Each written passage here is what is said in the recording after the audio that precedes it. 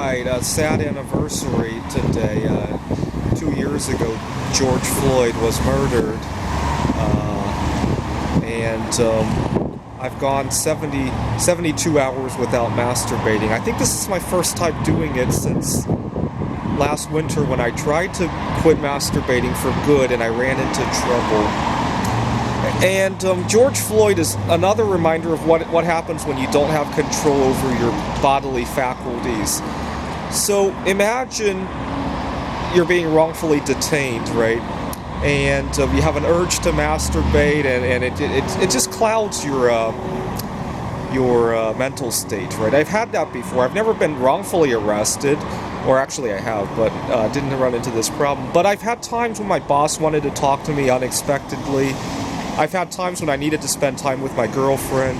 I've had times where issues come up, and I can't shake the urge to masturbate or to eat or to do something that really could wait, and I run into trouble. And that's the reason why I wanted to abstain from masturbating, at least for an extended period of time, to kind of reset the palette of what's going on.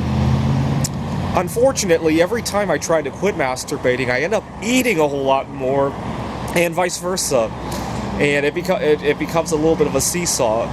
And I can't think of a time where I quit both for a good amount. I guess Yom Kippur was the only time when I tried to do it. But the reason I was doing it was because I was doing it in support of a friend who was doing it for the first time, and I kind of had feelings for her, so that was a different sin, right? Anyway, so I've gone 72 hours.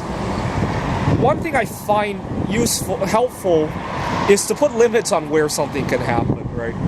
So I made it a rule to never eat in the office. You know, we returned back to the office last year, and I just kind of made it a rule that I won't eat in the office. And the reason I made that rule was because of some anger problems I have. You see, when I was binge eating, when I would eat, I used to disappear into my own little dreamland, and somebody would want to talk to me, and I would get angry at them.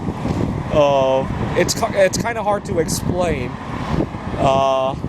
and so I just didn't want to deal with that problem anymore. And last year we were all putting on a mask anyway. It made it difficult to eat in the office anyway, and I just kind of used it as a way to say, oh, I'm not going to eat in the office. I'll go to my car or go to somewhere else and be in my own little dreamland where nobody could bother me. And I really liked it.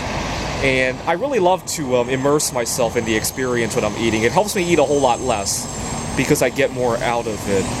I'll have to think about how masturbating will work, though. I tend not to put limits on that, and the urges come much more intensely than eating, and it's a lot easier to go a longer time without masturbating, obviously.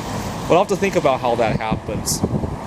But at the height of things, I used to masturbate 5 to 10 times a day, right? Now I've gone 3 days, and even when I was doing it 3 days ago, it was more like once a day now. Alright, thought I would check in.